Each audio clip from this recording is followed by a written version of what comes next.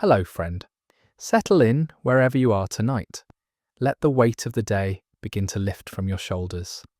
If you enjoy these quiet journeys into the past, I'd be grateful if you'd leave a like before you drift off. And perhaps follow along for more stories like this one. I'm always curious. Where in the world are you listening from tonight? Take a slow breath in. Let it out even slower. Imagine, if you will, a room lit by a single amber lamp. The kind of light that doesn't intrude, but invites. Outside, perhaps there's rain, or the distant hum of a sleeping city, or nothing at all, but silence and stars.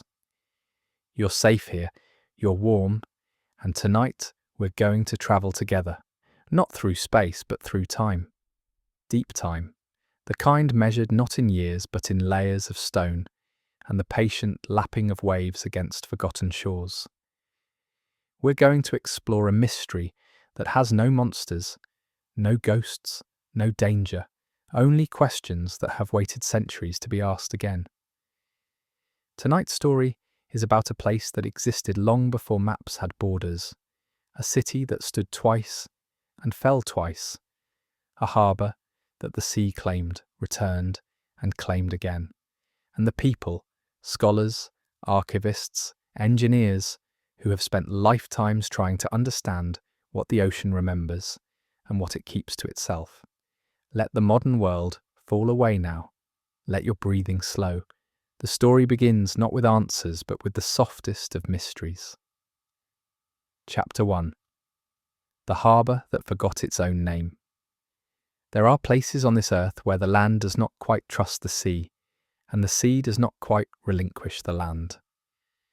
Along one such coast, where limestone cliffs crumble grain by grain into turquoise waters, there once stood a city whose name appears in only 3 known manuscripts, each spelling it differently, each describing it in ways that contradict the others. Dr. Amara Solis stood at the edge of the excavation site on a morning so still that the Mediterranean seemed to hold its breath. She was not young anymore. Her hair had gone silver at the temples, and her hands bore the calluses of decades spent brushing dust from artifacts that had not seen sunlight in millennia. But her eyes, dark, patient, contemplative, still carried the wonder of someone encountering the ancient world for the first time. The dig site stretched before her in measured grid squares, each marked with string and wooden stakes. Beneath the topsoil, beneath the wild thyme and rock rose that carpeted the hillside, lay something that should not exist, the foundations of a harbour. But not just any harbour. This one was built atop the ruins of an older harbour, separated by a layer of marine sediment nearly 2 meters thick. 2 harbours, 2 cities, 2 sinkings. The morning light moved across the stones with the slowness of honey dripping from a spoon. Amara knelt beside a section of wall that had been exposed the previous week.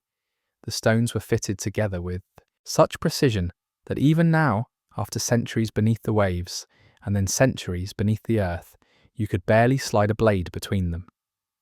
The craftsmanship spoke of patience, of people who built not for their own lifetimes, but for the lifetimes of their children's children's children. Her colleague, Dr. Michael Rosen, approached from the path below, carrying 2 cups of coffee in enamel mugs that steamed in the cool morning air. He was an archaeologist of stratigraphy, a reader of layers, a translator of sediment. Where others saw dirt, he saw time made visible. The core samples came back from the lab, he said quietly, handing her a cup. His voice had the texture of someone who had learned to speak softly in the presence of ancient things.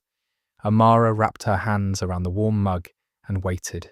Mikhail was never rushed. He was the kind of person who understood that some information needed to settle before it could be properly absorbed.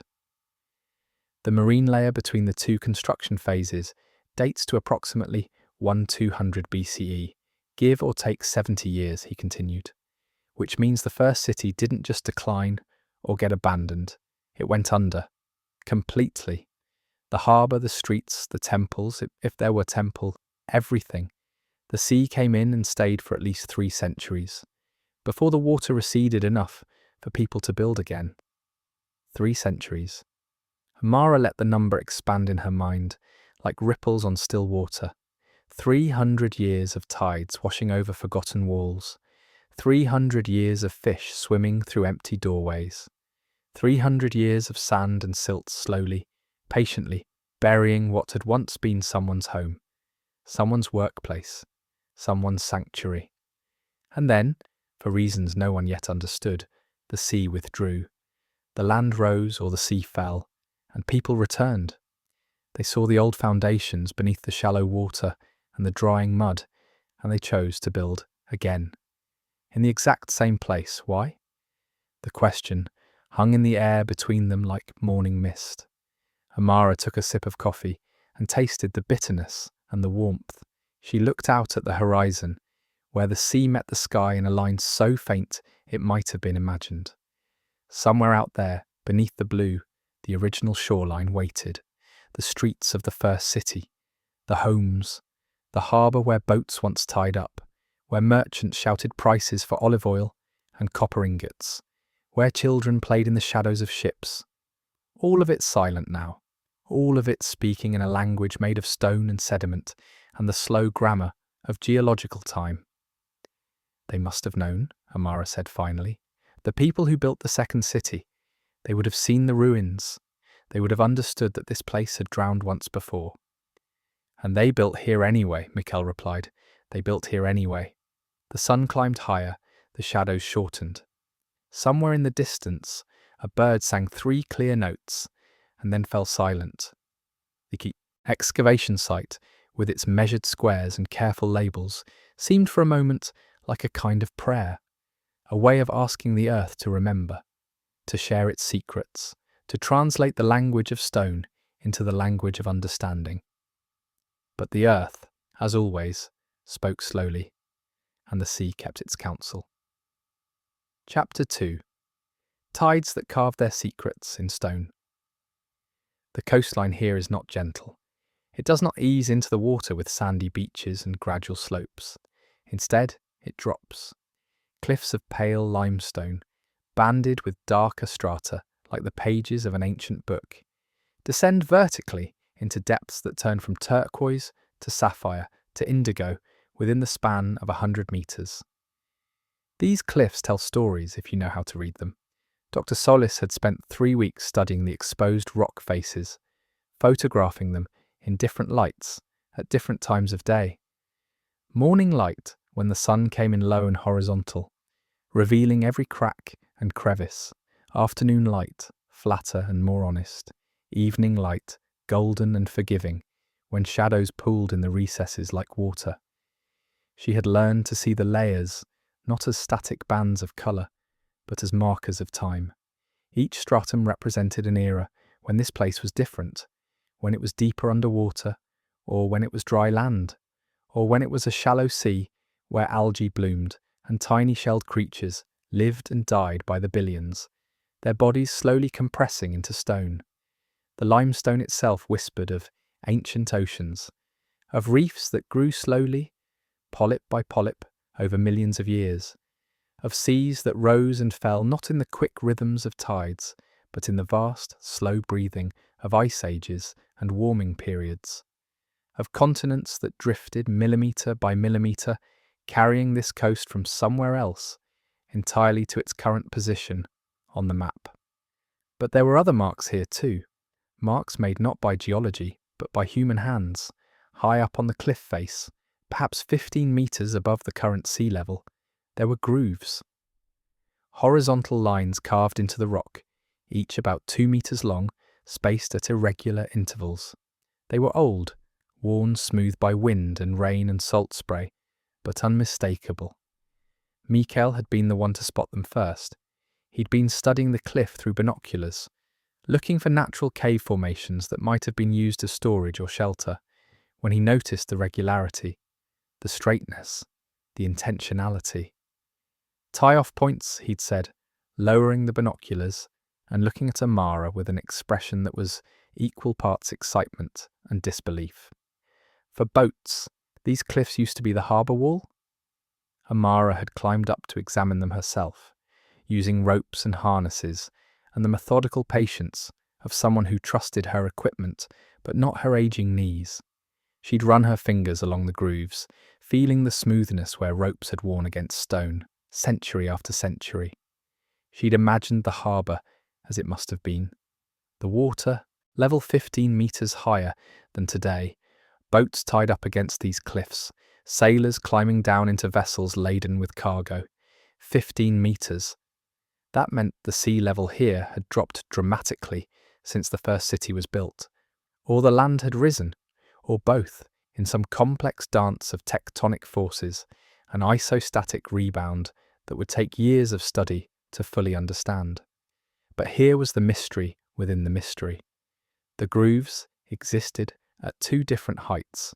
The first set, the ones she'd examined, were at 15 metres above current sea level.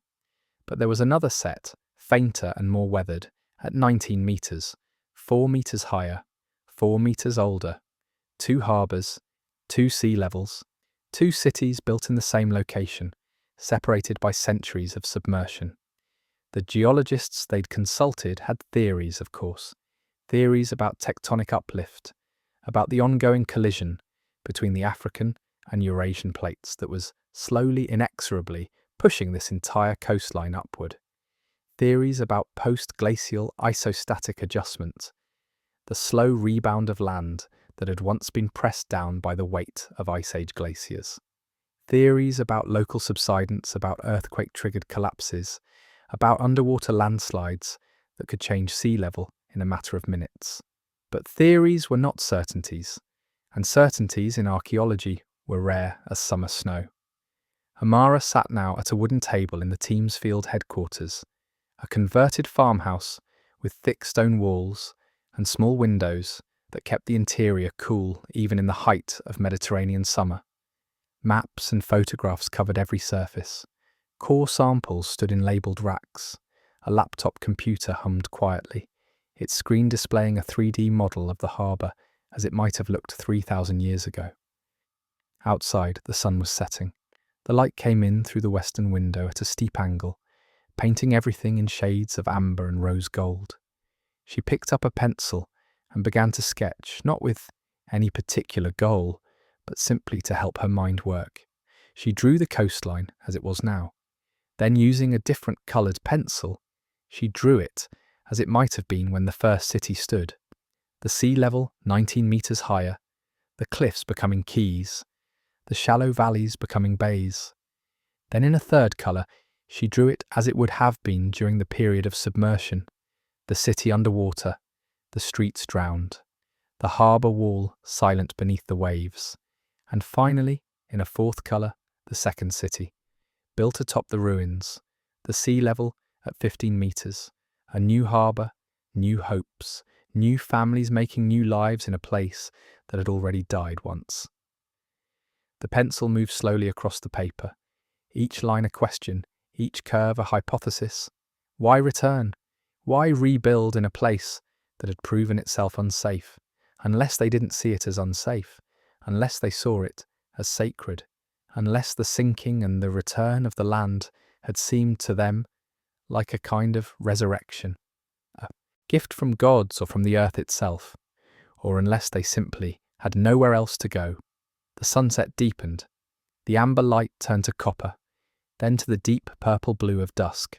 Amara's hand moved across the paper, and the coastline emerged, layer by layer, story by story, in 4 different colours that somehow, together, began to form a picture of something vast and patient, and impossibly old.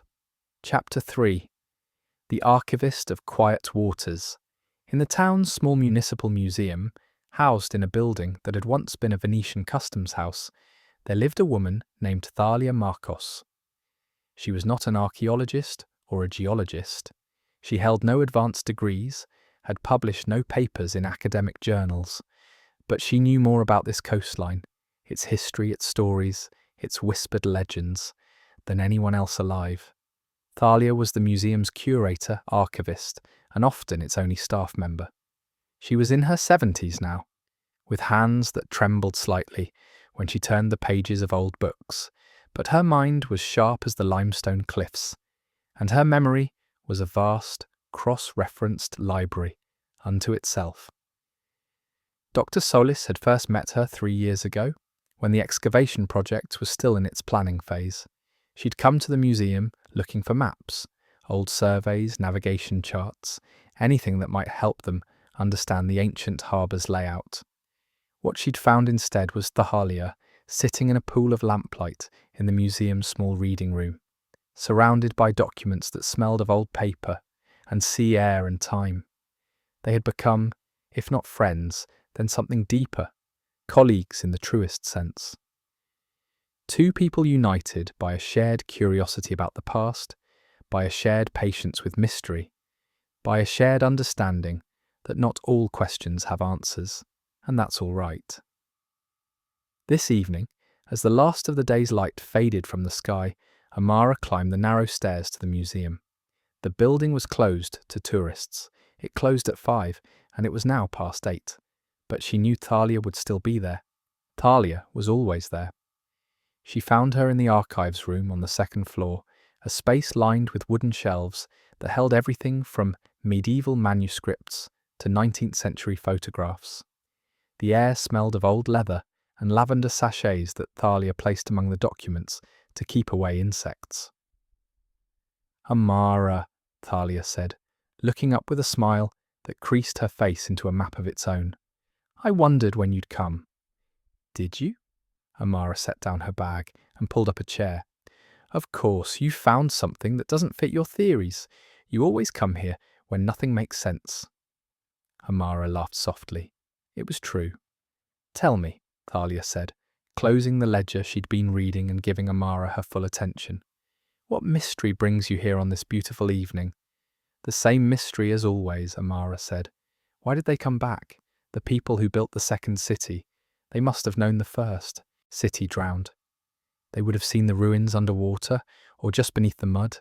So why rebuild in exactly the same place?" Thalia was quiet for a moment. Her fingers traced the edge of the closed ledger, a gesture of thought. "There's a story," she said finally. "Not a famous one, not recorded in any official history, but it's been told in this town for generations, passed down mother to daughter, grandmother to granddaughter." She stood, slowly, carefully, the way people move when their bodies have become maps of old injuries and long years, and walked to a shelf near the window. She selected a slim volume bound in faded blue cloth. "This is a collection of local folklore compiled by a schoolteacher in 1893. Most of it is what you'd expect. Tales of mermaids and blessed wells and saints who calmed storms. But there's one story that's different." She opened the book to a page marked with a strip of ribbon and began to read aloud. Her voice, though aged, was steady and clear.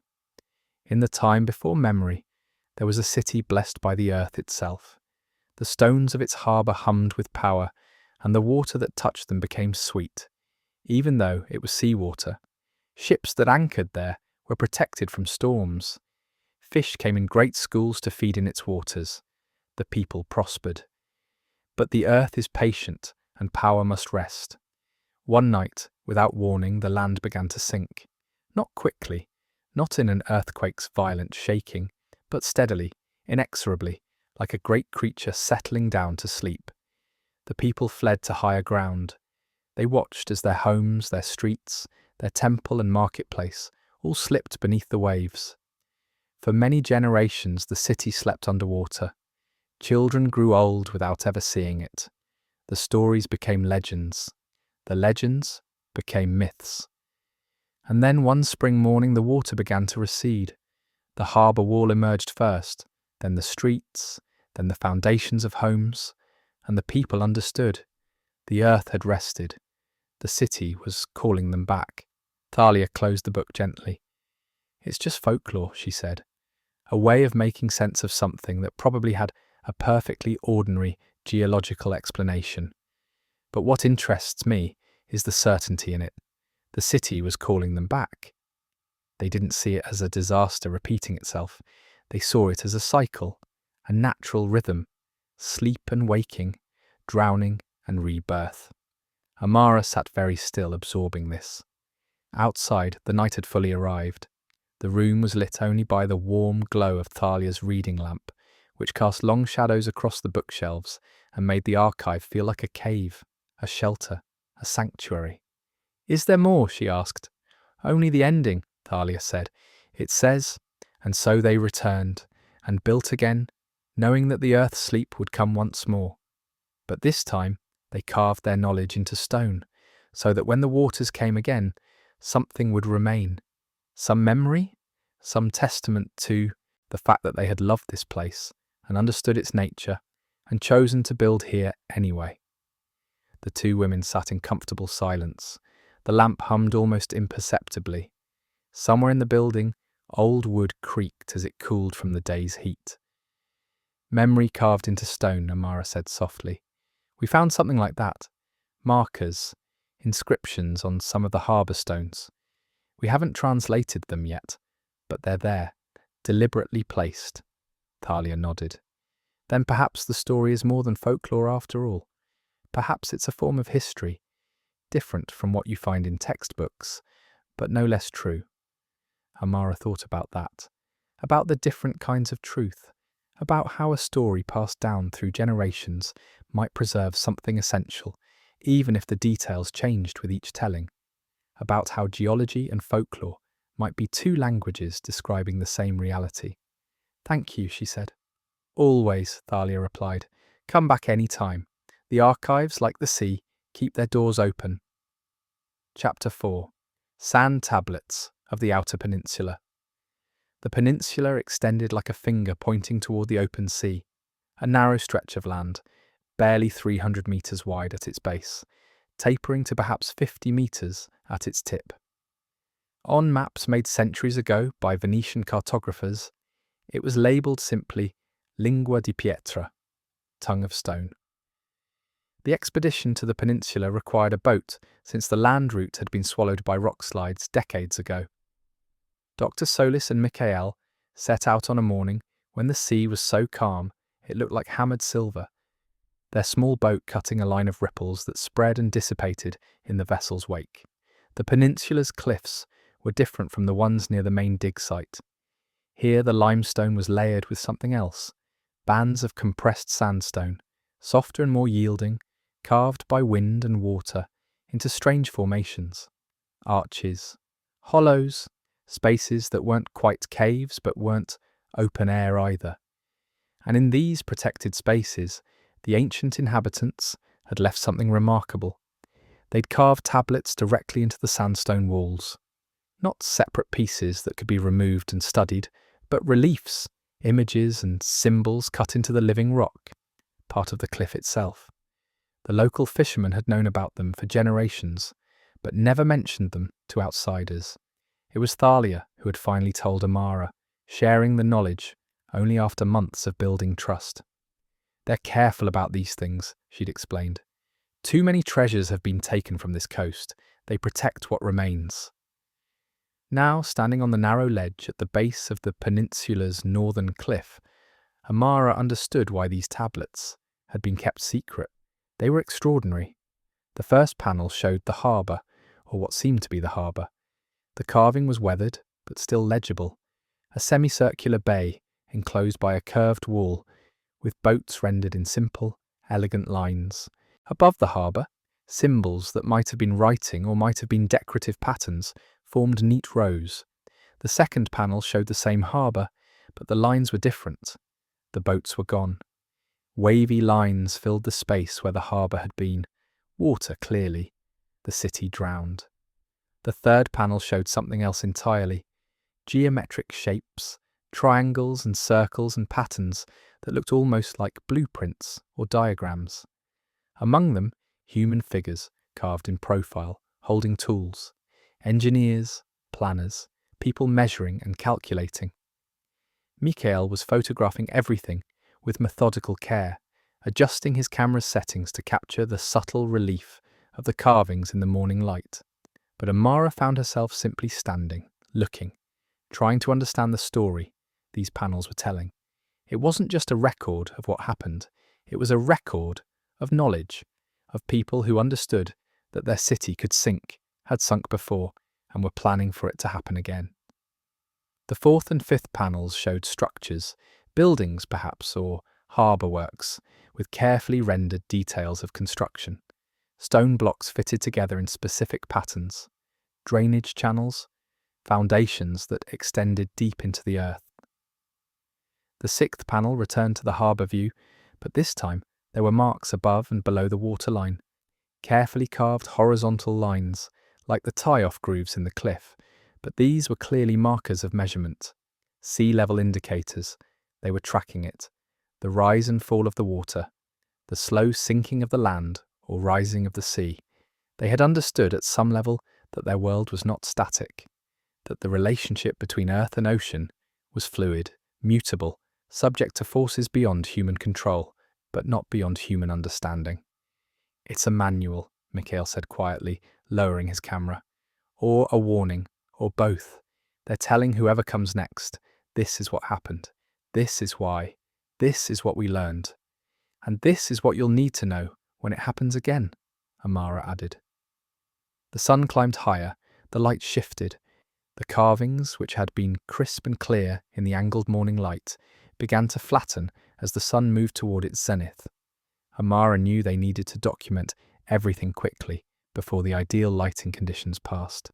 But she took a moment first to simply stand and look out at the sea, the same sea that had covered these cliffs, the same sea that had receded, the same sea that lapped gently against the rocks now, patient and eternal, and utterly indifferent to human cities and human plans. The water was so clear here that she could see down to the bottom, 10 or 15 meters below. Rocks, sand, the occasional fish moving through columns of sunlight that penetrated the depths in shimmering pillars. And something else. She leaned forward, shading her eyes. There, on the seafloor, directly below the carved panels, more shapes, geometric patterns. Too regular to be natural. Mikhail followed her gaze. "Are those—" "I think they're more tablets," Amara said, "underwater, carved into rocks that were above the waterline when the second city stood." They looked at each other. The implications were immediate and profound. If there were more tablets below the current water level, and if those tablets continued the sequence of the ones above water, it meant the ancient carvers had anticipated yet another sinking. They'd placed their knowledge at multiple elevations, ensuring that no matter where the sea level stabilized, some record would remain accessible. "We'll need divers," Mikhail said. "We'll need divers," Amara agreed. But for now, they continued their documentation of the accessible panels, working in focused silence, interrupted only by the soft click of the camera and the gentle, eternal conversation between wind and stone and sea. Chapter 5. Instruments that measured vanishing lands.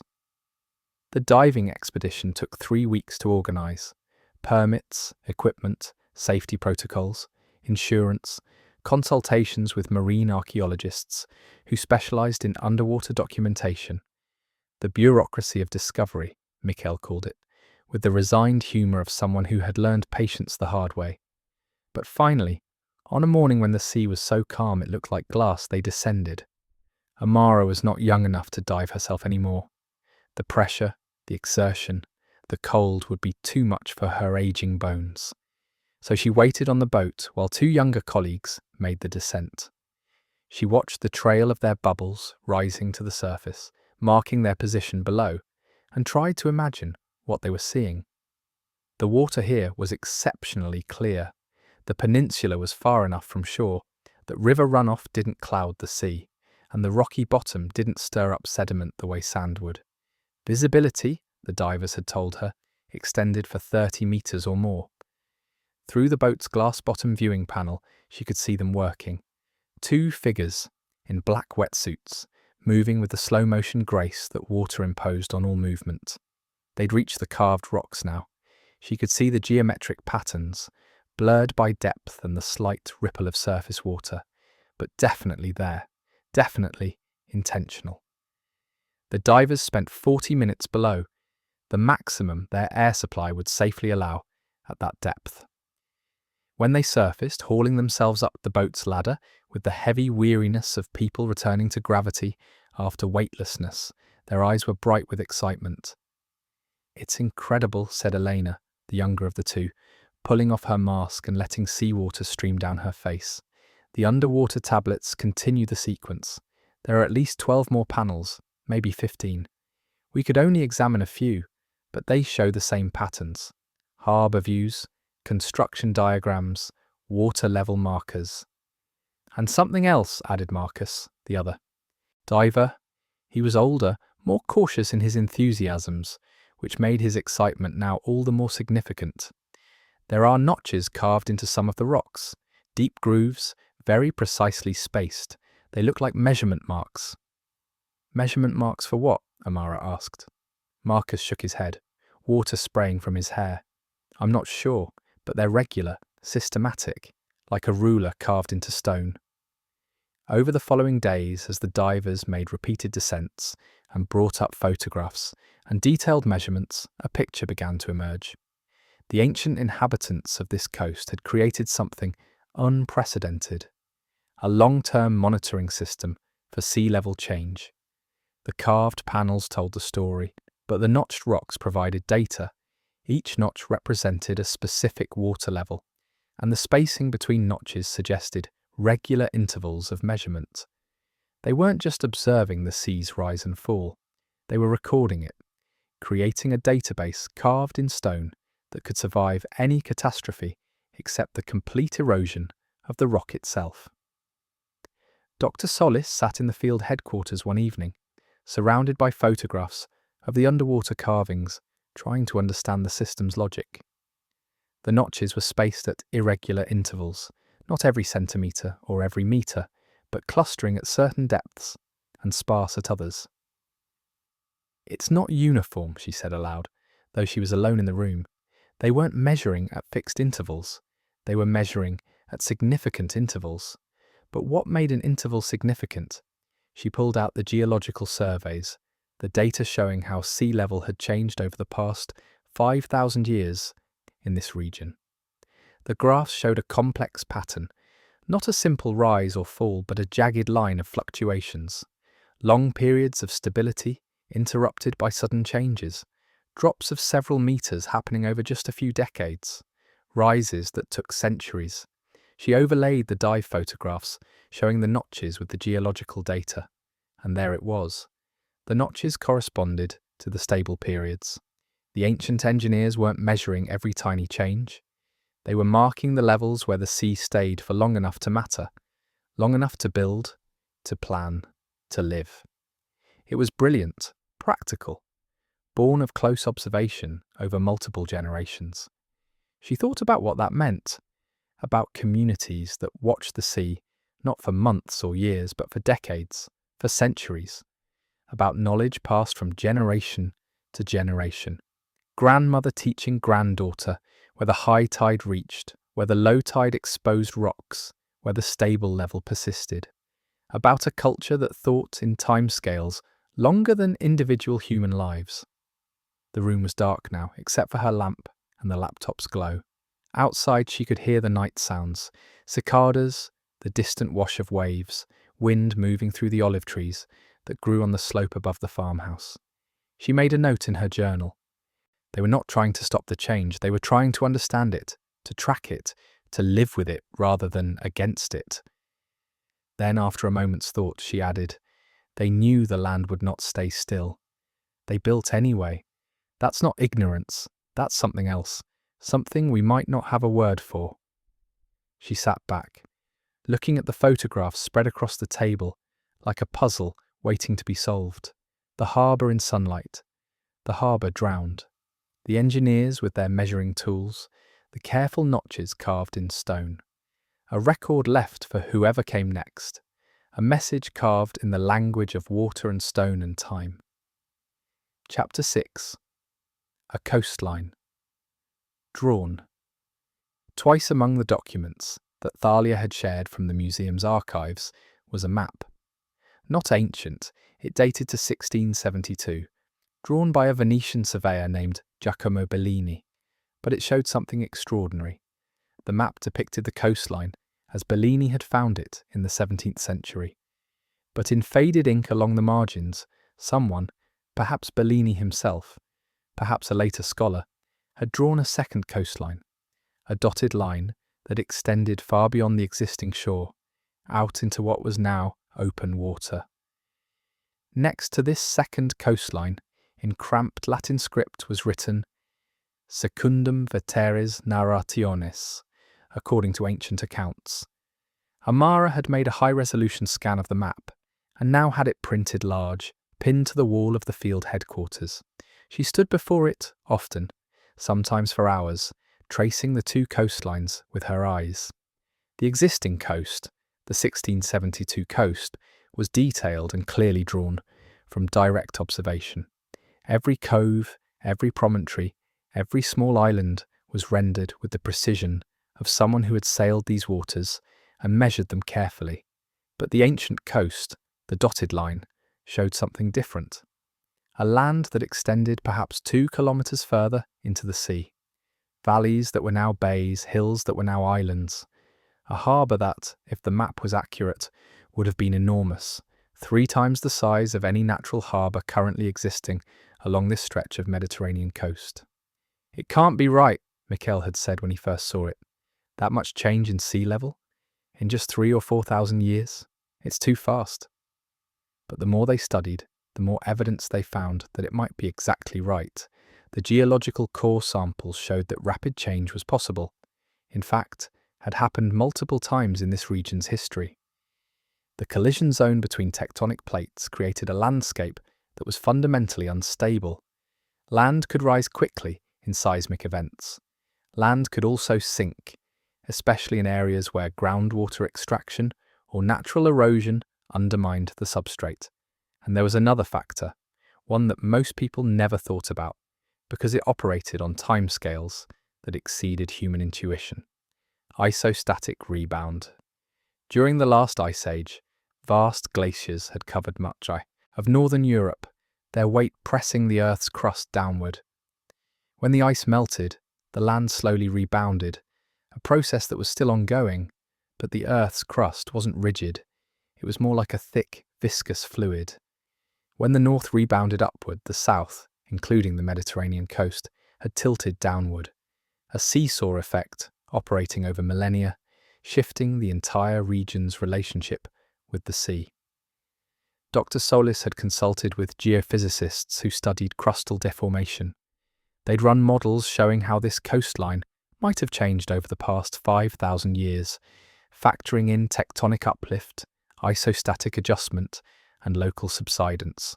The models matched the dotted line on Bellini's map almost perfectly, which meant the ancient accounts he'd referenced weren't mythical. They were accurate. There had been a coastline 2 kilometers out from the current shore. There had been a massive harbour. There had been a city built in a place that no longer existed above water. Standing before the map, Amara felt the familiar vertigo of deep time, the sensation of the ground beneath her feet being not solid, but fluid, of the present moment being just one frame in a very long, very slow film. She thought about the people who had lived in that first city, the one that was now underwater, buried under sediment, beyond the reach of even the most ambitious diving expedition. They had walked on land that was now seafloor. They had felt solid stone beneath their feet where fish now swam. They had looked out at a horizon that was in a completely different place than the horizon she saw when she stood on the cliff. Their normal was not her normal. Their permanent was not permanent at all. And yet, in the face of that impermanence, they had built, beautifully, carefully, with attention to detail that suggested they believed or hoped their work would endure. Mikhail entered the room, carrying field notes and a thermos of tea. He saw her standing before the map and joined her quietly, pouring tea into 2 cups and handing her one without speaking. They stood together, looking at the 2 coastlines, the solid line and the dotted line, the present and the past, the visible and the drowned. "Do you think they knew?" Mikhail asked eventually. "The people who built the second city? Do you think they understood how much land had been lost when the first city sank. Amara sipped her tea. It was hot and bitter and good. I think they must have, she said. The tablets show they were tracking sea level changes. They were measuring, recording. They couldn't have done that without understanding that the change was real and significant. So they knew the land was unstable. They knew it could sink again. And they built anyway. They built anyway. Why? It was the question that kept returning. The central mystery. Not how the city sank. Geology could explain that. Not when it sank. Dating methods could determine that. But why they returned, why they rebuilt. Maybe, Amara said slowly, permanence wasn't the point. Maybe they understood something we've forgotten, that everything is temporary, that the land changes, the sea changes, even stone changes given enough time. And maybe they decided that knowing something wouldn't last forever didn't mean it wasn't worth doing. Michael was quiet, considering this. Or maybe, he said, this was just home. And when home calls you back, you come. Even if you know it won't last, even if you know the sea will return, you come back anyway, and you build, and you live, and you leave your marks in stone so that someone someday will know you are here. The tea cooled slowly in their cups. The map hung on the wall, showing 2 coastlines, 2 cities, 2 moments in the long conversation between land and sea. Outside, evening was approaching. The light through the window was taking on that particular golden quality that happens only in Mediterranean coastal regions, when the sun hits at just the right angle and everything seems to be made of honey and ancient amber. Somewhere out there, beneath the waves, the first city waited, patient as stone, silent as the depths. Chapter 7. The engineers of the falling earth. The breakthrough came from an unexpected direction. A local fisherman named Petros, who was perhaps 60 years old and had spent his entire life working these waters, came to the excavation site one morning with something wrapped in canvas. He asked for Dr. Solis specifically. Amara met him at the site entrance.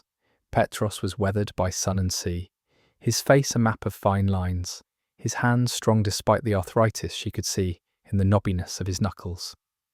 "I heard what you're looking for," he said in the local dialect, which Amara had learned to understand, if not speak fluently. "Information about the old city, the one that sank." "Yes," she said, "anything you know would be valuable." He unwrapped the canvas carefully, revealing what looked like a piece of broken pottery. But as Amara looked closer, she realized it was something else. Fired clay, yes, but shaped deliberately, with markings pressed into its surface before firing. "I found this 30 years ago," Petros said, "in my nets, brought up from deep water. I've kept it all this time, didn't know what to do with it. But now I think maybe it belongs with you." Amara took the fragment gently. It was heavy, dense clay, well fired. The markings were not decorative. They were technical, precise grooves and notches arranged in geometric patterns. "May I photograph this?" she asked, "and have it examined by our team?" Petros nodded. "That's why I brought it. My daughter, she studied archaeology at university. She told me that when you find something important, you should share it with people who can understand it. So here."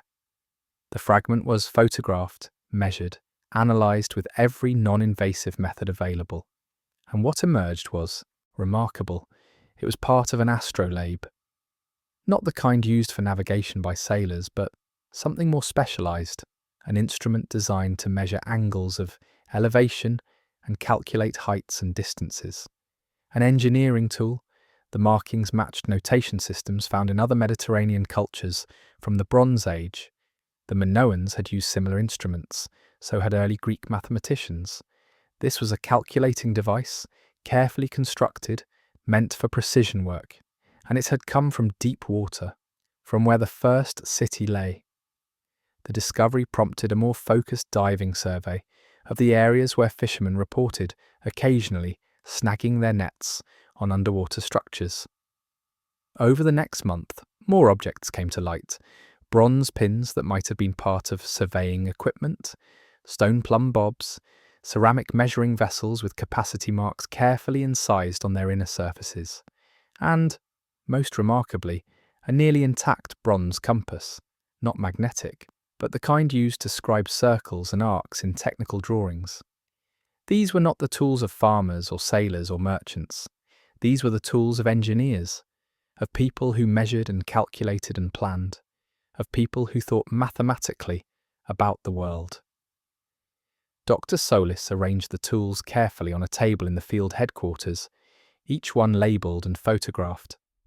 She stood back and looked at them as a collection, trying to understand what they revealed about the people who had made and used them. They were sophisticated, Mikhail said, standing beside her. Really sophisticated. This isn't folk knowledge or rule of thumb. This is mathematics, geometry, systematic measurement. Amara nodded. And they would have used these tools for everything. Planning buildings, designing the harbour, calculating volumes for water storage, determining the grade of drainage channels.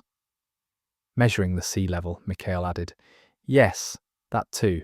She picked up the bronze compass, feeling its weight, imagining the hands that had held it last. An engineer, perhaps, 3,000 years ago, using this tool to draw a perfect circle, to plan a perfect arch, to calculate the perfect angle for a breakwater that would calm the harbour waters, someone who thought in numbers and ratios and proportions, someone who believed that the world could be understood through measurement, someone who, despite living in a world of gods and myths and mysteries, also believed in the concrete reality of stone and water and force. The tablets make more sense now, she said. The careful measurements, the systematic recording, the geometric patterns. These weren't just images, they were technical drawings, blueprints, created by people who thought like engineers. And engineers, Mikhail said thoughtfully, would have understood risk, would have calculated it, would have known mathematically that building in a place that had already sunk once was dangerous. So why did they do it? The question hung in, the air between them. Amara turned the compass over in her hands, studying the precise craftsmanship, the careful balance of the arms, the sharp point meant to anchor the device, while circles were drawn around it. Maybe, she said slowly, they calculated that the risk was acceptable, or maybe they calculated that the risk was everywhere, and this place at least was known. Or maybe, she paused thinking, maybe they believed that understanding the risk was enough, that if you measured and recorded and planned, you could live with uncertainty. That knowledge itself was a kind of protection, even if it couldn't prevent disaster. Mikhail was quiet for a moment. Then he said, "That sounds almost modern, like how we build in earthquake zones or on floodplains or along coastlines we know will eventually erode. We understand the risks, we measure them, we calculate probabilities, and then we build anyway, because that's what humans do." "Yes," Amara said, "exactly like that." The afternoon light slanted through the window, illuminating the ancient tools. The bronze glowed warmly. The stone and ceramic seemed to absorb the light, holding it in their very substance. Somewhere in the distance, a church bell rang, not the frantic ringing of alarm, but the steady, measured tolling that marked the hour, a sound that had been part of this landscape for centuries, though not as many centuries as the tools on the table had been silent. Amara placed the compass back in its position among the other artifacts, a collection of knowledge, a library written in bronze and stone and carefully fired clay, the tools of people who had measured the world, understood its changes, and chosen to engage with it anyway. Not in ignorance, in understanding, not despite the risk, with full knowledge of it. Chapter 8. The Drowned Library of Shifting Depths. Summer turned to autumn. The heat lessened, though the Mediterranean kept its warmth longer than the air. The light changed, becoming more angled, painting everything in deeper golds and longer shadows. The excavation continued, the diving surveys continued, and slowly, piece by piece, a more complete picture of the sunken city began to emerge. One of the underwater sites, located in what had once been the second city's administrative quarter yielded something unexpected. The divers had been carefully clearing sediment from what appeared to be a collapsed structure when they found a chamber, still partially intact, its ceiling formed by a massive stone lintel that had fallen at an angle, creating a protected space beneath. Inside were vessels, ceramic jars, sealed with a resinous substance that had somehow remained waterproof for centuries. Dozens of them, arranged on what had once been shelves, now scattered across the floor by the building's collapse. The recovery operation was delicate and slow. Each jar was documented in place, photographed from multiple angles, then carefully lifted and brought to the surface in padded containers. In the conservation lab, a hastily established space in one of the farmhouse's outbuildings where humidity could be controlled and the jars could be opened in sterile conditions, the team gathered to see what the vessels contained. The first jar held nothing but mud. Seawater had eventually penetrated the seal, and whatever had been inside had degraded beyond recovery. The second jar was the same. The third jar, when opened, released a smell of extreme age. Not rot exactly, but a dry, dusty scent that spoke of time and darkness and the slow transformation of all organic materials into something else. Inside were tablets. Not stone tablets like those on the peninsula. These were clay, thin and delicate, covered in writing. The script was familiar to Amara from her years studying Bronze Age Mediterranean cultures. It was Linear A, an ancient writing system used in Crete and the surrounding islands, still not fully deciphered. But here it was, in this sunken city on a different coast, carefully inscribed and carefully preserved. The tablets were fragile beyond measure. Touching them was out of the question. Instead, they were documented with high-resolution photography, 3D scanning, even CT imaging that could reveal the depth of each impression in the clay. Over the following weeks, more jars were opened, more tablets emerged. Some were in Linear A, others used a different script entirely, something that looked related but distinct, perhaps a local variant. Dr. Solis brought in specialists, epigraphers who had spent careers studying ancient writing systems, linguists who understood the structures of dead languages. Together, they began the painstaking work of translation. What emerged was not a library in the modern sense, not literature or poetry or religious texts. These were records, accounts, documents of administration and planning. One tablet, designated Tablet 47 in the cataloguing system, contained what appeared to be a list of water levels, recorded across multiple years. The numbers were in an ancient counting system, but the pattern was clear. Systematic observation, careful recording, year after year. Another tablet listed construction projects, harbour repairs, reinforcement of seawalls, drainage system improvements. Each entry included a date and a notation that might have been a project manager's name. A third tablet was different. The language was more complex, the structure more like a narrative than a list. The translation was uncertain, incomplete, but certain phrases emerged clearly enough. The water rises as the stars turn, as was known to our grandparents' grandparents. We build knowing the sea remembers. Let these words remain when stone is covered. It was a meditation on impermanence, on knowledge and memory, on the relationship between human works and natural forces. Amara sat with the translated fragments late one night, reading them again and again, trying to understand the minds that had written them. These were not people in denial about their situation. They weren't ignoring the danger or pretending the threat wasn't real. They were documenting it, studying it, recording their observations for future generations. They knew the sea would return. They said so explicitly. The sea remembers. The water rises. They understood the cycle. And yet they stayed. They built. They carefully inscribed their knowledge on clay tablets and sealed them in jars and placed them in a building that they must have hoped would survive, even if everything else was lost. A library not of stories but of data, of measurements and observations and practical knowledge, of the slow accumulation of understanding that comes from watching the world carefully across multiple generations. Mikhail found her there, surrounded by printouts of tablet translations, her eyes tired from reading in lamplight. "You should rest," he said gently. "I know, soon." She looked up at him. They were scientists, Mikhail, or the Bronze Age equivalent. They were conducting long-term studies of sea level change, recording data systematically, building a knowledge base. To what end?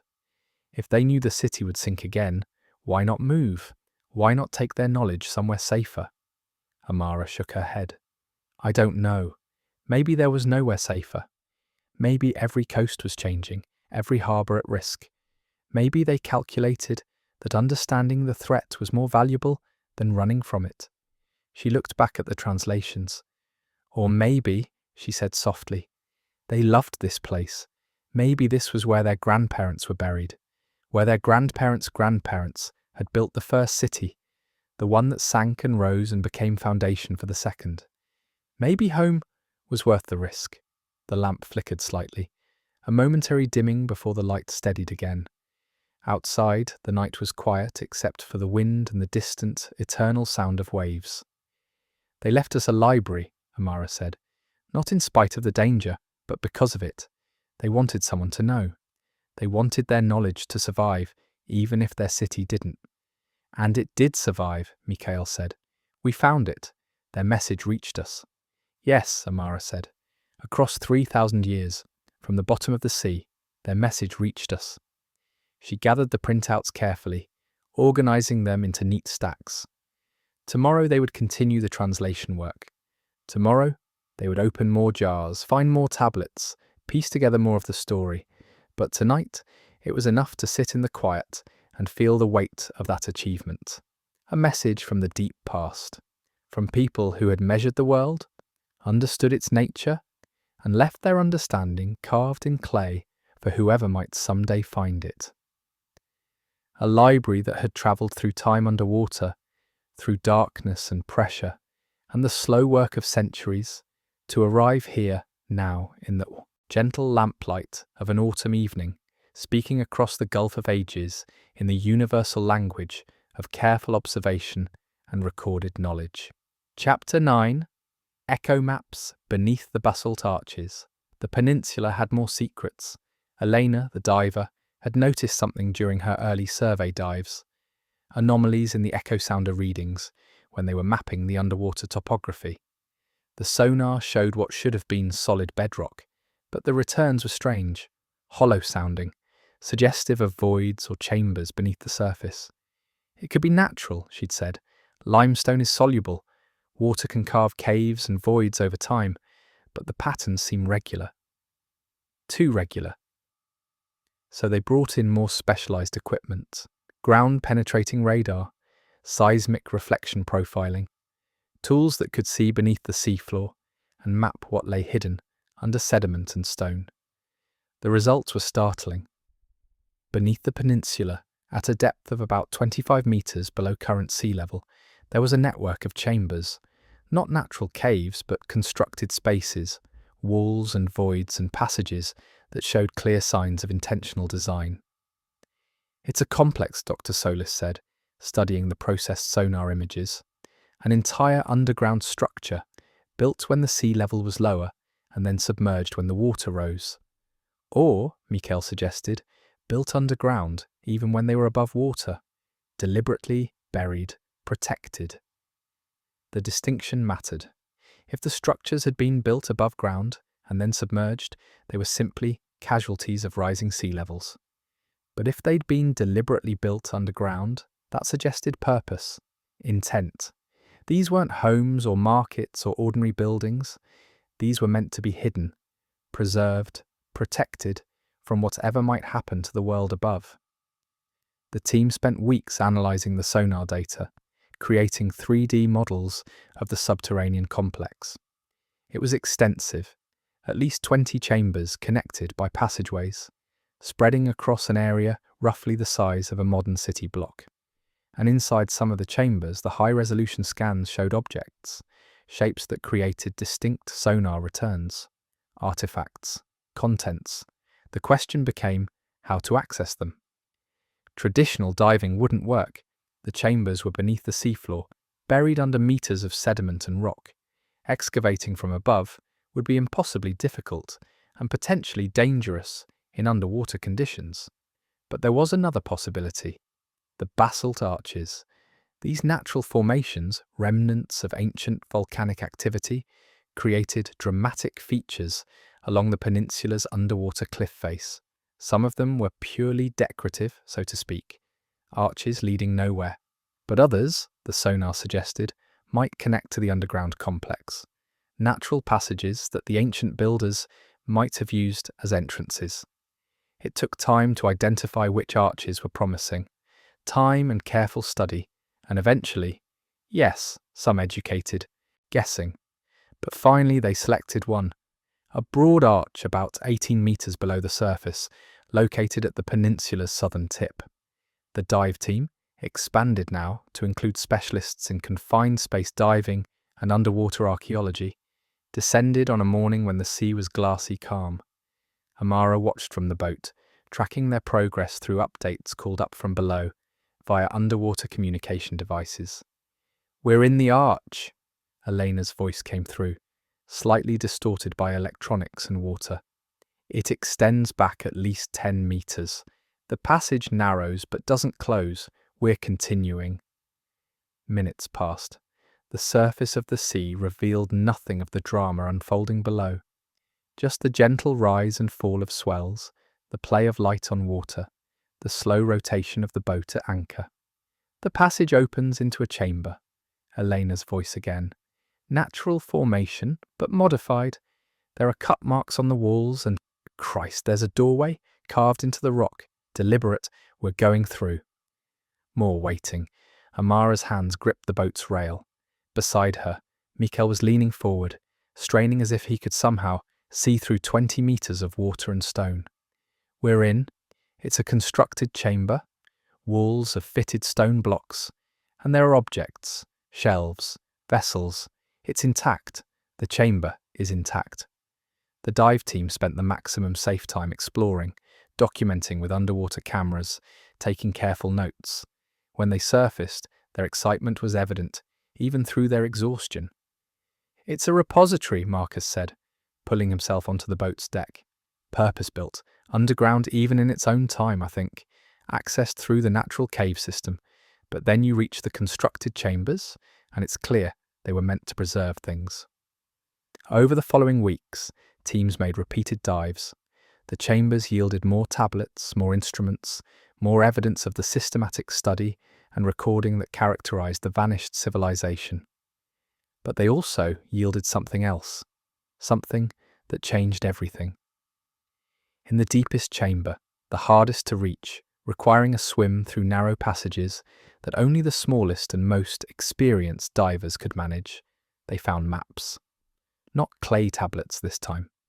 These were carved directly into the stone walls, huge panels, each several meters across, showing the coastline in extraordinary detail, but not the coastline as it was now, and not the coastline as it had been during either the first or second city's existence. These maps showed the coastline at multiple different sea levels. One map showed it as it might have been thousands of years before the first city was built, when the sea was much lower, during the last ice age perhaps. Another showed it at approximately the first city's time. Another at the second city's time. And more. Projections perhaps, or records from even earlier periods that had been preserved in oral tradition. And finally, carved in stone, it was a historical atlas of sea level change, a visual record of how this coast had transformed over millennia. And at the bottom of the final panel, beneath all the mapped coastlines, was an inscription. The translation was difficult, the script was archaic, the grammar uncertain, but the meaning emerged. What rises will fall. What falls will rise. This is the breath of the world. Build knowing this, live knowing this, record this knowledge so it will not be forgotten. Amara stood in the field headquarters, surrounded by printouts of photographs from the underground chambers, looking at the maps, the inscriptions, the carefully preserved knowledge. They knew, she said to Mikhail. They didn't just know about their own time, they knew about deep time, about the long cycles of change. They were thinking in timescales of thousands of years. And they carved it in stone, Mikhail said, in the most protected place they could create, not in their city, where it might be destroyed, but underground, beneath the sea, in chambers that would survive almost anything. A message for the future, Amara said. For us, she thought about that, about how these ancient engineers, these careful observers, these systematic recorders of data, had looked at their world and understood that it was not permanent, that everything changed, that land rose and fell, seas advanced and retreated, cities were built and buried and sometimes built again, and instead of despairing, instead of fleeing, they had documented, they had studied, they had left a record, not just of what happened, but of how to think about what happened, how to understand change as natural, as part of the world's nature, as something to observe and record rather than fear. The breath of the world, she repeated softly. That's beautiful. It's more than beautiful, Mikhail said. It's wise. They were telling us that change is normal, that we should expect it, that understanding it is how we live with it. Outside, the autumn evening was settling in.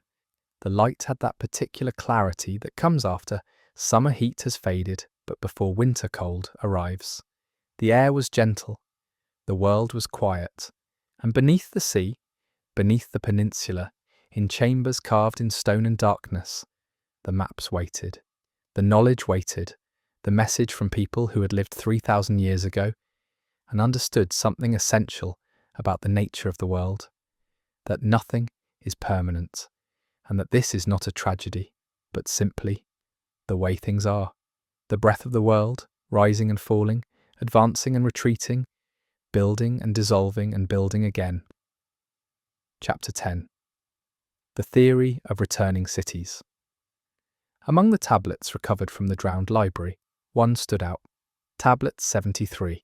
It was longer than most, covered in dense script on both sides, clearly the work of a single scribe who wrote with careful, deliberate strokes. The translation took weeks. The language was complex, philosophical rather than administrative.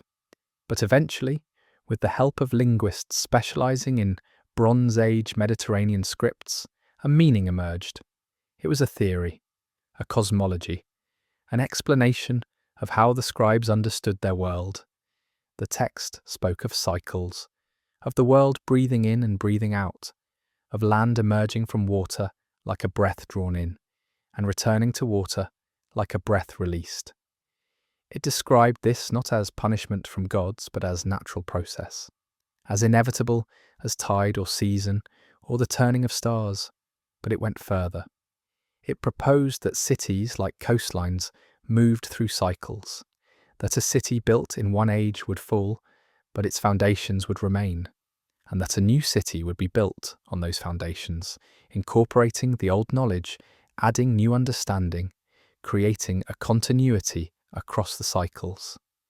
The term the scribe used, translated roughly, was returning cities, places that existed multiple times, in multiple forms, each iteration learning from the previous, each collapse and rebuilding part of a larger pattern. It's almost ecological, said Dr. Yuki Tanaka, the linguist who had done much of the translation work. She'd flown in from Tokyo specifically to work on this tablet, and she spoke about it with the reverence of someone who'd found something genuinely new. They're describing succession. Like how a forest grows, burns, regrows, the new forest incorporates nutrients from the old. It's not starting over, it's continuing. Amara listened, thinking about this framework, this way of understanding impermanence. So they didn't see the sinking of the first city as a failure, she said slowly. They saw it as part of a cycle, and returning to build the second city wasn't denial or foolishness, it was continuation. Exactly, Dr. Tanaka said. And look at this section here. She pointed to a passage about 2/3 through the tablet. This part talks about memory, about how knowledge survives when stone does not. It says, and I'm paraphrasing, the literal translation is awkward. It says that a city's true permanence is not in its buildings, but in what it teaches.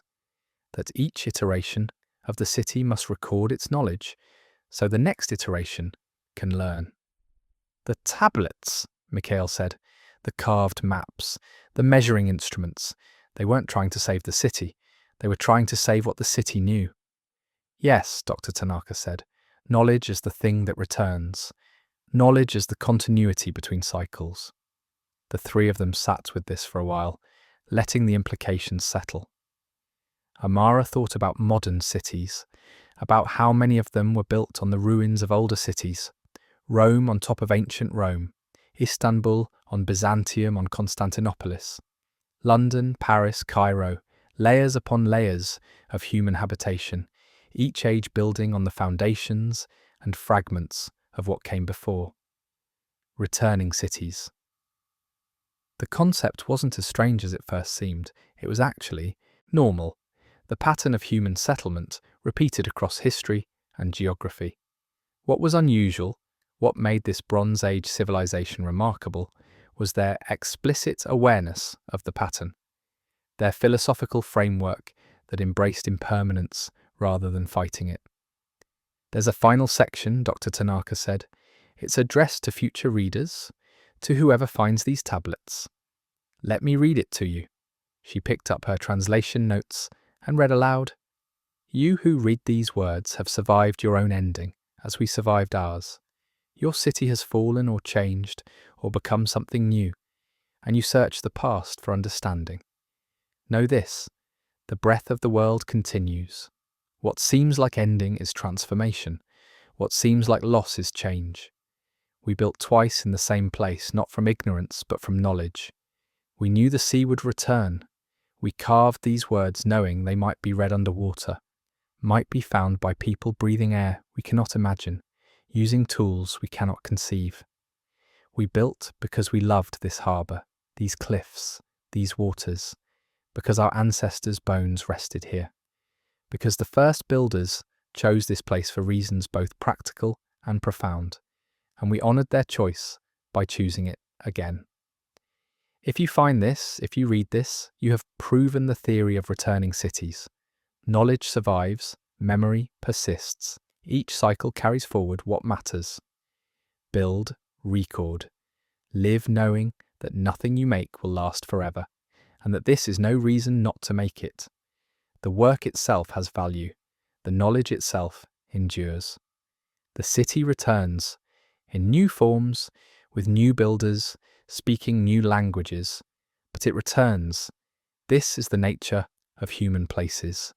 This is the breath of the world. The room was very quiet when Dr. Tanaka finished reading.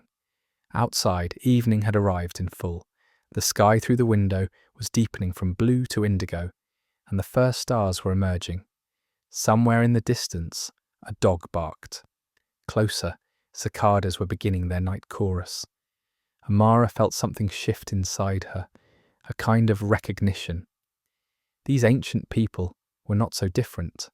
They had looked at their world and seen change and impermanence and uncertainty, and they had responded not with despair, but with careful observation, systematic recording, and a philosophy that embraced transformation as natural.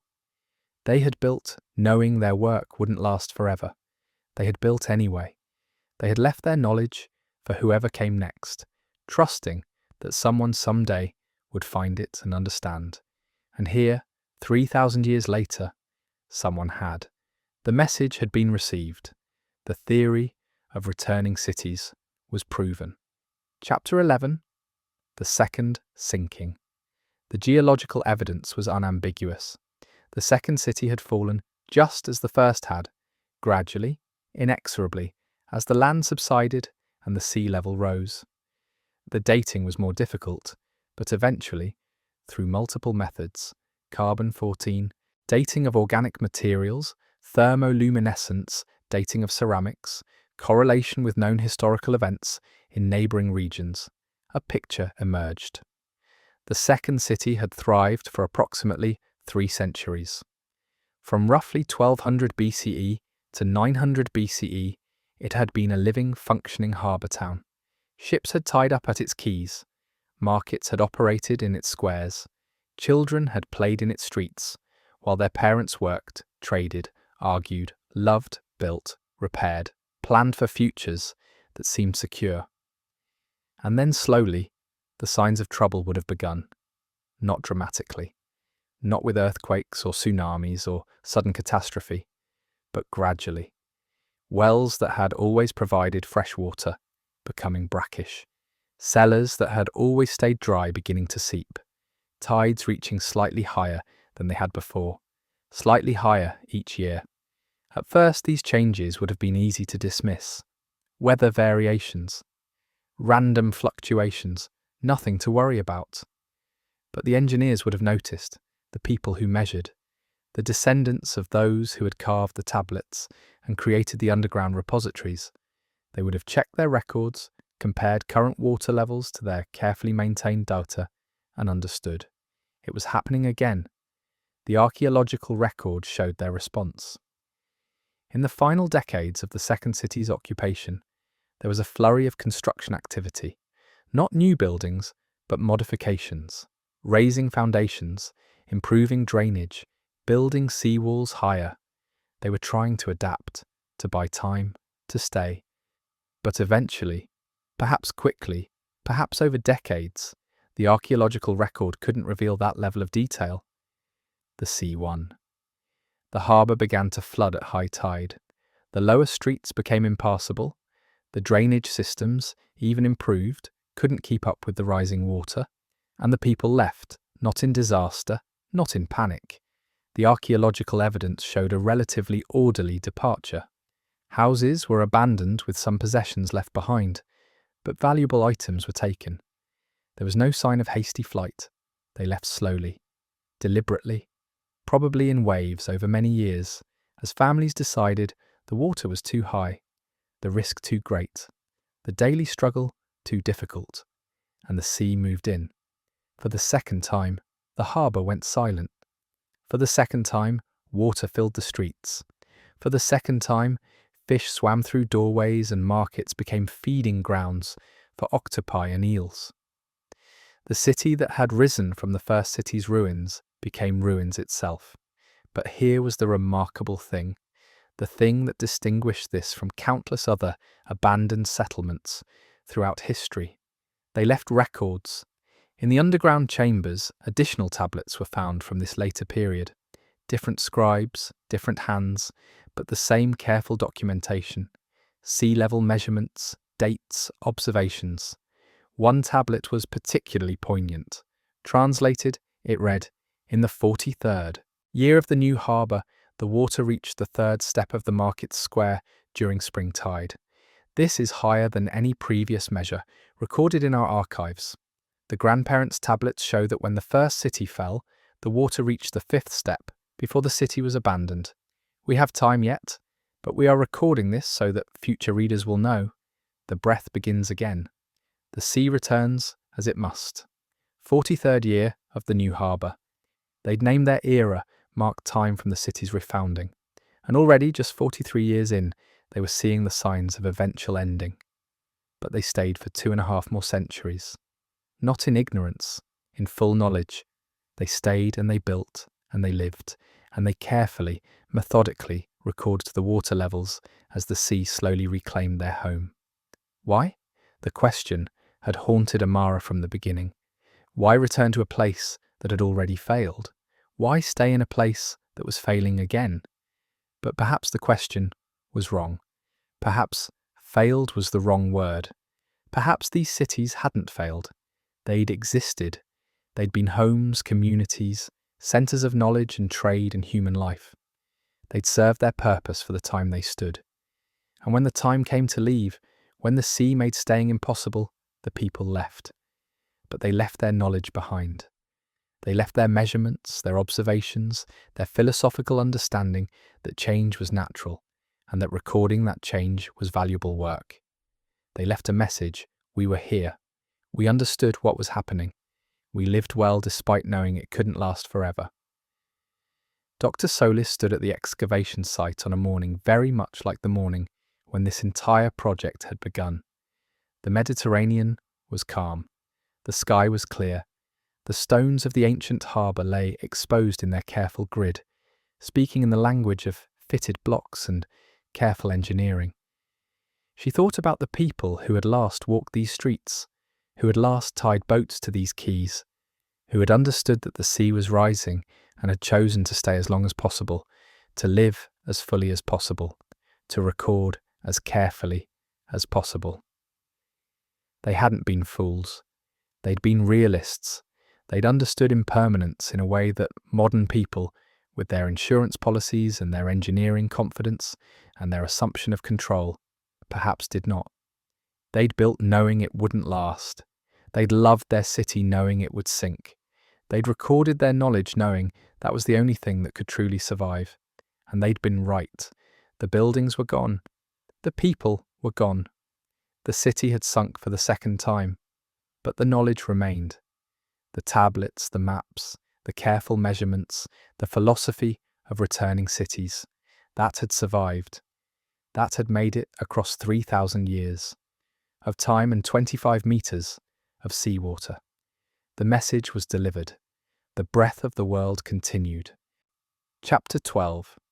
What the Tides Remember. The final season at the dig site arrived with autumn rains and cooler winds. The excavation was winding down. The major findings had been documented, the artifacts catalogued and transferred to museums, the academic papers written or in progress. Dr. Solis would return home soon, back to her university position, to classrooms and committee meetings and the normal rhythms of academic life. But she knew this place would stay with her. These stones, these waters, this mystery that had become, over years of careful study, not exactly solved, but understood in a different way. On her last evening, she climbed the path to the cliff where the tie-off grooves were carved. The grooves from 2 different harbours, 2 different eras, 2 different sea levels. The sun was setting over the Mediterranean, painting the sky in layers of colour, rose and gold near the horizon, deepening to purple and finally indigo higher up. The sea reflected these colours, becoming a canvas of light. She stood at the edge and looked out at the water. Somewhere below, invisible now, the first city waited, streets and harbour and homes all drowned. Further up the slope, the second city's remains lay partially exposed by the excavation. Also drowned, also risen, now suspended in time between those 2 states. And who knew? Perhaps someday, if sea levels changed again, if geological forces shifted, if the breath of the world continued its cycle, there would be a third city. New people, new technologies, new languages, but perhaps finding the old foundations and choosing to build there again. Perhaps adding their own knowledge to the repository, their own tablets to the collection, their own measurements of sea level, and their own understanding of impermanence. The theory of returning cities. Thalia had come to say goodbye earlier. They'd sat in the museum, drinking tea, talking about everything and nothing. And at the end, Thalia had given her something. A copy of that folklore manuscript from 1893, the one that told of the city that sank and rose and sank again. For your office, Thalia had said, so you remember that some truths are preserved in stories as well as in stone. Amara touched the book in her jacket pocket now, feeling its presence. Stories and stone, folklore and archaeology, poetry and data, different languages, all describing the same reality, that the world changes, that nothing is permanent, and that this is not something to fear, but something to understand and record and pass forward. The sun touched the horizon. The colours deepened. She thought about the engineers who had carved the tie-off grooves, the scribes who had recorded the measurements, the builders who had fitted stones together with such precision, the families who had lived in these cities, who had loved and worked and raised children and grown old in places they knew would not last forever. They had built anyway. They had loved anyway. they had lived fully, in the face of impermanence and what they had left behind, not their buildings, which had crumbled and drowned, but their knowledge, their observations, their careful documentation of how the world changes, that had survived. 3,000 years later, their message was still readable, still meaningful, still teaching. The breath of the world, rising and falling, building and dissolving, remembering and forgetting and remembering again. The sun slipped below the horizon. The colours faded. The first stars appeared in the darkening sky. Somewhere below, tides rose and fell, as they had for millions of years, as they would for millions more.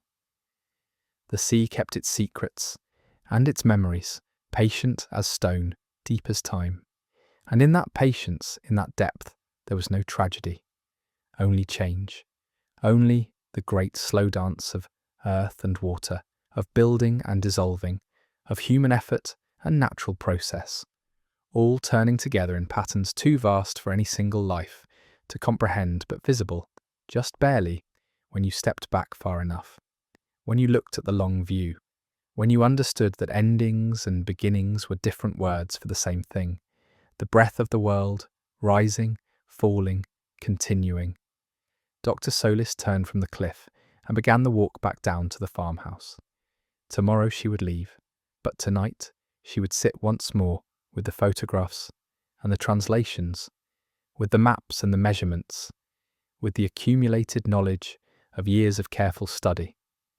Tonight she would read again the words carved in stone 3,000 years ago. Build knowing this, live knowing this, record this knowledge so it will not be forgotten.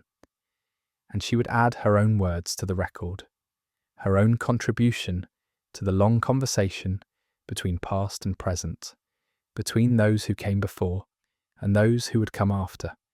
A paper describing the findings, a book perhaps for general readers, stories that would carry forward what the stones and tablets and careful measurements had revealed, that we live on a changing world, that impermanence is not failure, that knowledge survives when stone does not, that cities return in new forms, with new names, but carrying forward the essential thing, the human attempt to understand, to record, to build meaning in the face of time's vast indifference.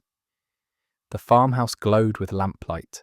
Inside, colleagues were working late, as they always did.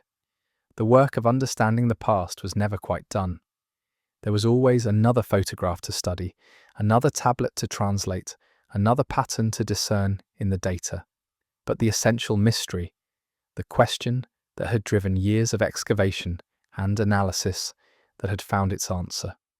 Not in certainty, not in complete knowledge, but in understanding. The people of the sunken cities had known what they were doing. They had understood the risks, and they had built anyway, lived anyway, loved anyway, because that is what humans do. We build knowing nothing lasts forever. We record knowing that knowledge is the only thing that survives. We love knowing that love itself is impermanent. And this is not tragedy. This is simply the breath of the world. Rising and falling, building and dissolving, remembering.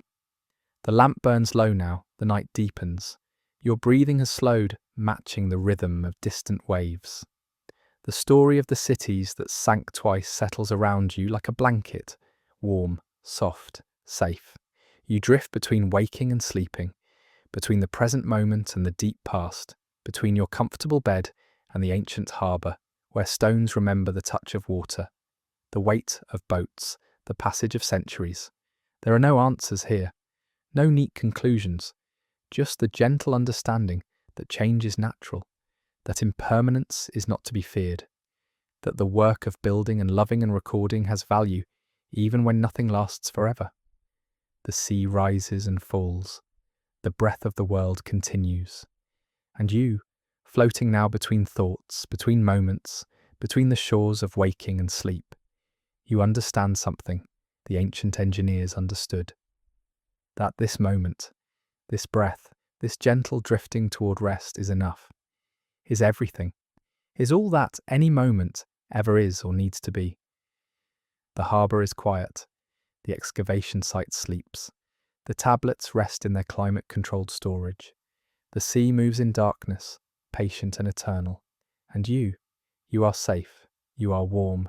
You are drifting now into the deep waters of sleep, where no measurement is needed, where no record must be kept, where the only truth is rest. The cities that sank twice whisper their final lesson, that endings are not failures, that sleep is not small death, but necessary renewal, that letting go is how we return. The stones remember, the water remembers, and you will remember perhaps when you wake, or perhaps you'll simply carry forward the feeling, the gentleness, the acceptance, the deep understanding that some things cannot be held, only witnessed. Loved, released, sleep now. The world will still be here tomorrow, still breathing, still turning, still offering its mysteries to those patient enough to listen. The excavation site dreams, the Mediterranean dreams. The ancient engineers dream their long dream beneath the water, and you dream too, your own dreams now. Gentle dreams, safe dreams, dreams that need no interpretation, just rest, just breath, just the soft dissolution of thought into something deeper, quieter, more fundamental than words or understanding. The tide turns, the stars wheel overhead, the lamp flickers and holds. Everything changes, nothing is lost. This is the breath of the world. This is the nature of returning. This is sleep. In the end, the truth remains open to interpretation.